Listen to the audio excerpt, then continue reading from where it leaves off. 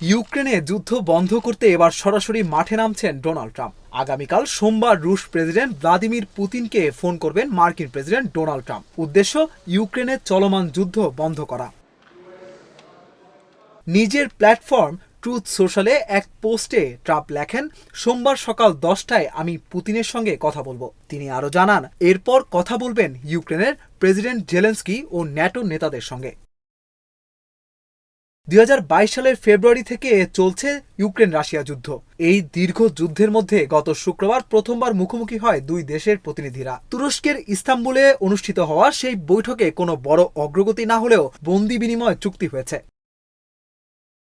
Putin আগেই জানিয়েছিলেন, আমি শান্তি আলোচনায় সরাসরি অংশ নিতে প্রস্তুত। জবাবে জেলেন্সকিও বলেছিলেন, 15 মে আমি ইস্তাম্বুলে পুতিনের জন্য অপেক্ষা করব। তবে পুতিন বৈঠকে আসেননি, তাই ট্রাম্প এবং জেলেন্সকিও যাননি। কোনো ফলপ্রসূ সিদ্ধান্ত ছাড়াই বৈঠক হয়েছে শুধু প্রতিনিধিদের মধ্যে।